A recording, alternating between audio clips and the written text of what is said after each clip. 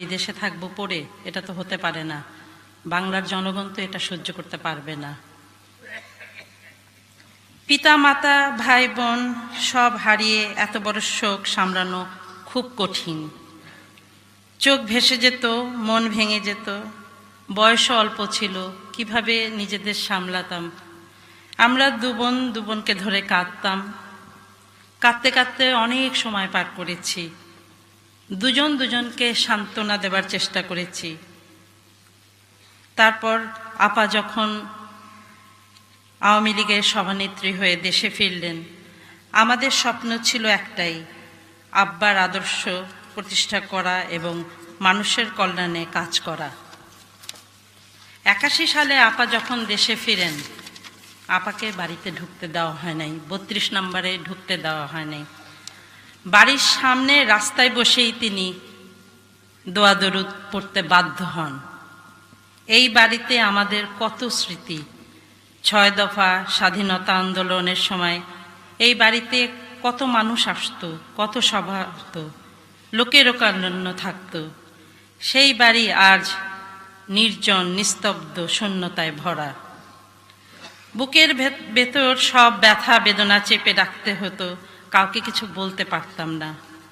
নিজেকে নিজেই শক্ত করে রাখতাম, সান্ত্বনা খুঁজে বেড়াতাম।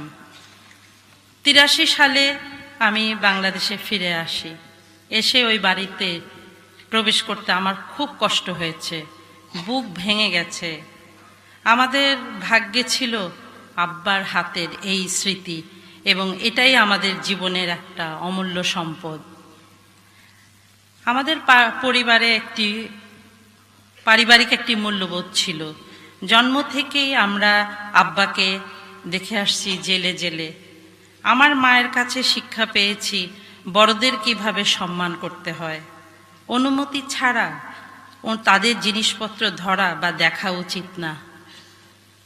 আব্বার লেখা খাতাগুলো মা খুব যত্ন করে গুছিয়ে রাখতেন তার প্রিয় জিনিসপত্রের সঙ্গে। আমরা দূর থেকেই দেখতাম, কিন্তু ধরা বা দেখা বা পড়ার সাহস হতো না, বা তখন এত বুঝতেও পারিনি যে এর ভিতরে এত কিছু লেখা থাকবে এবং এটা যে আমাদের পরম সম্পদ, সেটা তখনও বুঝতে পারিনি। অনেক ছোট ছিলাম। আমরা দূর থেকেই দেখতাম। ইতিহাসের একটা প্রামাণ্য দলিল হয়ে উঠবে এটা। তখনও বুঝতে পারি না আব্বার জীবন কত বিচিত্রভাবে চিত্রিত, কত দুর্লভ অভিজ্ঞতার মধ্যে দিয়ে নিজেকে গড়ে তোলার পাশাপাশি সে সময় রাজনীতি ও রাজনীতিবিদদের সম্পর্কে চিন্তা ভাবনা করতেন। সাধারণ মানুষের কথা ভাবতেন, বাবা মার কথা ভাবতেন। তিনি তার সময় একান্ত একজন বিশ্বস্ত ও আদর্শবাদী রাজনীতিবিদ ছিলেন। তারুণ্যের অদম্য সাহস, দেশপ্রেম, আত্মত্যাগের মহিমা, দুর্দান্ত দূরদর্শিতার অধিকারী ছিলেন। সহজ সরল মুখের ভাষায় নিজের জীবনের সব কথা বলেছেন। বিশেষ করে তিনি যখন দিল্লিতে গেছেন, কিভাবে টিকিট ছাড়া উনি ওটাও লুকাতে চেষ্টা করেননি। প্রথমে পড়তে পড়তে একটু খটকা খেলাম যে আব্বা টিকিট ছাড়া। চিন্তা করে ওনার বয়সটা বের করলাম। ওই বয়সে ওইটা সাজে, কারণ তখন তো এটা কোনো দোষের ছিল না। ওই বয়সে তো ছেলে মেয়েরা অনেক কিছু করে। উনি তো একটা সামান্য একটা টিকিট নিয়ে 3 জন চলেছিলেন। ওটাও লুকাতে চেষ্টা করেননি যে আমি ওইটা কোনো ঘটনাই ঘটেনি বা কিছু। এই যে সহজ সরল ব্যাপারটা কিভাবে লিখে গেলেন, সেটা বঙ্গবন্ধু বলেই সম্ভব। অনেকে হয়তো লিখতেন না আমি কখনো অন্যায় কাজ করিনি বা কিছু না। পড়তে পড়তে আমাদের মনে হয়েছে সেই তরুণ বয়সে কথা। এই গ্রন্থের পাতায় পাতায় রয়েছে তার সাধারণ জীবনের সাক্ষী। আমি আপা পাতা ছুঁয়ে ছুঁয়ে তার স্মৃতির ঘ্রাণ খুঁজে পেতে চেষ্টা করেছি। একবার না, কতবার যে আমরা পড়েছি। প্রথম ভয় লাগতো, কিন্তু তারপরে মনে হতো কখনই খারাপ লাগলে বা কোনো সময় ওখান থেকে একটা লাইন পড়ে নিজেদের শক্তি সাহস আমরা জোগাড় করতাম। এটাই আমাদের শ্রেষ্ঠ প্রাপ্তি। কারণ এত তাড়াতাড়ি চলে যাবে বুঝতে পারিনি তো। আমাদের হয়তো কিছু বলতেন, দিক নির্দেশনা দিতেন। ওখানেই পড়ে মনে হতো আব্বা বোধহয় চাচ্ছেন এখন এটা করি, বা ওটাই আমাদের মনে হতো যে এখনো এখনো আমরা পড়ি কোনো কিছু মনে হলে মনে হয় ওখান থেকে আমাদের উদ্দেশ্য বলা হচ্ছে, হয়তো আব্বা আপার হাতে মাথায় হাত রেখে বলছেন, হাসু তুমি এটা করো, দেশের কল্যাণের জন্য এটা করো। আপা বোধহয় ওইখান থেকেই এত সাহস বা এত কাজ করার উৎসাহ পান। এই গ্রন্থে একটি কথা আছে, আমার দাদা আমার বাবাকে বলেছেন, বাবা রাজনীতি করো, আপত্তি করব না, তবে লেখাপড়া করতে ভুলো না, লেখাপড়া না শিখলে মানুষ হতে পারবে না।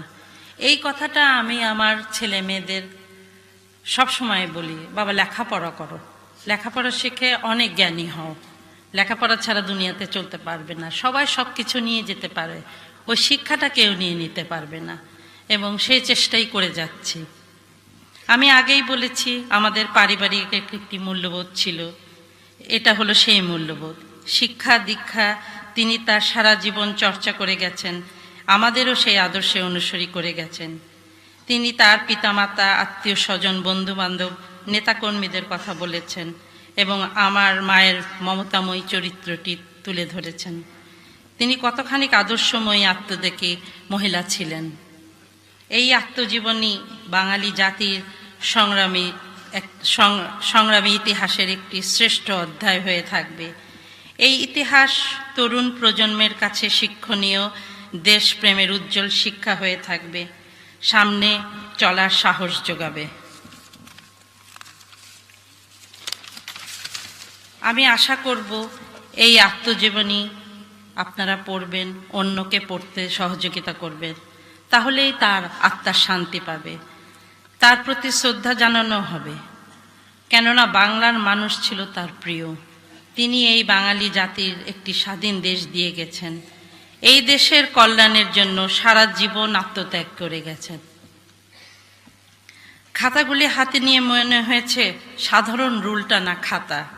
কারাগারের ভেতরে বসে তিনি সাধারণ একটি কলম দিয়ে লিখে গেছেন তার জীবন স্মৃতি। বিদেশি পাচার দেশের অর্থনীতির জন্য মারাত্মক ক্ষতিকর বলে অনেকে মনে করছেন।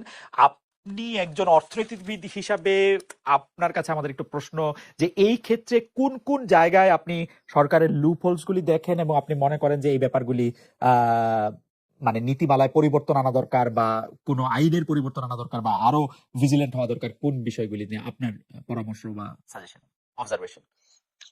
সেখানে বলছিলাম আজকে রুল অফ লটা এস্টাবলিশ করা, আইনের কোনো বিষয় না, আইনটা প্রয়োগ করতে হবে। তো আইন প্রয়োগ না করলে এগুলো তো কিছুই হবে না। যেগুলো আইনের প্রয়োগ, যারা আইন প্রয়োগ কর্মকর্তা তারা ঠিক মতো করছেন কিনা, সমস্ত বিষয়টা হলো আইনের প্রয়োগ। আইন হওয়া, আইনের নির্দিষ্টভাবে প্রয়োগ করা, আইনের যেটা কন্টেন্ট ছিল, যেটা আইনের পেছনে যে কার্যকারিতা ছিল সেটাকে প্রয়োগ করা। সেটা না করলে তো কিছুই হবে না। আইনের প্রয়োগটাই আপনি আসলে বেশি গুরুত্ব দিচ্ছেন, যে আইন এক্সিস্টেন্ট আইন আসে সেই আইনের মধ্যে এগুলি আসলে রোধ করা যায় বলে আপনি মনে করছেন, যদি আইনের প্রয়োগ হয় বা আইনের প্রয়োগ সিলেক্টিভ না হয়।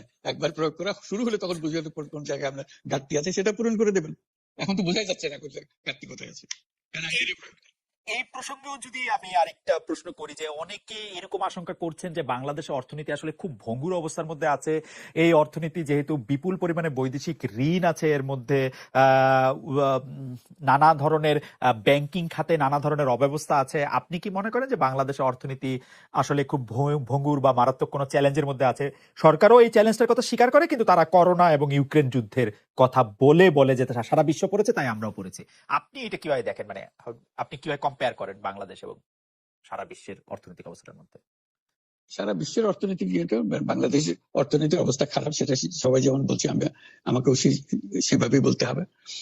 কিভাবে সমাধান হবে সেটারও বহু সমাধান বলা হচ্ছে, যেটা সরকার সেটা প্রণিধান করবেন, তাহলে হয়তো অগ্রসর হওয়া যাবে। আপনার কাছেও নিশ্চয়ই পরামর্শ চাইতে পারে। একটি প্রশ্ন এরকম, যে আপনি যখন সংবাদ সম্মেলন করলেন গ্রামীণ আপনার প্রতিষ্ঠান গ্রামীণ টেলিকম, গ্রামীণ কল্যাণ এগুলি জবরদখল করা হচ্ছে, তখন আপনি এটিও বলেছিলেন যে আপনি কিছু লোক দেখতে পাচ্ছেন যাদেরকে পরিচিত মনে হচ্ছে না। আজকে অনুষ্ঠানের শুরুতেও আপনি বলেছিলেন এই কথা যে এবং আপনার প্রতিষ্ঠান জবরদখল হয়ে যাচ্ছে। আমরা এরকম শুনেছি যে কিছু কিছু লোক আপনাদের হুমকি ধমকিও দিচ্ছে। পুলিশের কাছে আপনি সাহায্য চাচ্ছেন, পুলিশ খুব বেশি আমল করছে না কথাটা। অন্যদিকে পাল্টা একটা সংবাদ সম্মেলন করে বলা হচ্ছে যে তাদের রাইটফুল এটা এটা আমাদের জন্য একটু বলবেন যে এখনকার পরিস্থিতিটা আসলে কি আপনার জন্য বা আপনার গ্রামীণ টেলিকম বা আপনি যেখানে আছেন সেখান থেকে আপনি আসলে এটা কিরকম দেখছেন? আমরা ভয়ের মধ্যে আছি। জি আমরা ভয়ের মধ্যে আছি যে এটা এখানে আমাদের বিল্ডিং এর সামনে একটা দলীয় একটা সভা, যেখানে আমাদের বিরুদ্ধে স্লোগান দিচ্ছে, এখানকার ছাত্রদের নিয়ে এসে তাদেরকে আমাদের ঘেরাও করে রাখছে, আমাদের বিল্ডিং ঘেরাও করে রাখছে। কাজে আমরা খুবই সংকটময় অবস্থার মধ্যে আছি। এটা জানান দেওয়ার, আপনাদের সবাইকে জানান দেওয়ার, আমরা খুব সহজ অবস্থার মধ্যে নাই। অনেকে এই কথা বলে থাকেন প্রফেসর ইউনূস যে আপনি তো ইচ্ছা করলে এই পৃথিবীর যে কোনো দেশে সেটেল করতে পারতেন, পৃথিবীর যে কোনো দেশের হয়েই আপনার যে আইডিয়াগুলি সেগুলি আপনি ডিসেমিনেট করতে পারতেন, তারপরেও আপনি বাংলাদেশে থাকছেন, বাংলাদেশে থাকাটাকেই আপনি মানে আমি যদি বলি আপনার জন্য নির্ধারণ করছেন, সেটি কারণ আপনি চাইলেই সেটি সম্ভব, সেটি কি আপনার জন্য দিন দিন কঠিন হয়ে যাচ্ছে বা আপনি এটি কেন করছেন? বা মানে অনেকে বলছেন যে আপনি আসলে, হ্যাঁ আপনার কাছে জানতে চাইছি যে আপনি তো আসলে দেশে থাকেন বিদেশে থাকেন, মানে আপনার ভৌগোলিক অবস্থানটা তো আসলে আপনার আইডিয়াগুলির জন্য খুব বড় বাধা না, মানে আপনাকে বাংলাদেশেই কেন থাকতে হবে, এটা অনেকে প্রশ্ন করেন যে মানে আপনি বাংলাদেশে থাকাটাকে কেন প্রেফার করেন? তুমি কি বলছো আমি দেশ ছেড়ে চলে যাই? না আমি বলছি, আমি জানতে, বাংলাদেশি মানুষ তো এরকম ভাবে যে দেশ থেকে যে চলে যেতে পারে সে খুব চলে যায়। এমন কুসন্তান হলাম দেশের জন্য, এখন পরামর্শ দিয়ে আপনি দেশ ছেড়ে চলে যান, এই অবস্থা হলো আমার? আমি তো মনে করি না আমার এই অবস্থা হয়ে যাচ্ছে, যে আমি দেশেরই সন্তান, এই দেশেই থাকবো, দেশের জন্য যে কাজ করি সেটাই করব, এটা যতদিন আমি বেঁচে আছি সেটাই করে যাব। আমাকে বিভিন্ন দেশ থেকে আহ্বান জানাই, আমি কেন এখানে দেশে থাকছেন। আজকেও একটা নতুন দেশ থেকে আহ্বান পেলাম, বলে আমরা সব ব্যবস্থা করে দেবো, এটা আর একটা নতুন দেশ যোগ হলো আছে।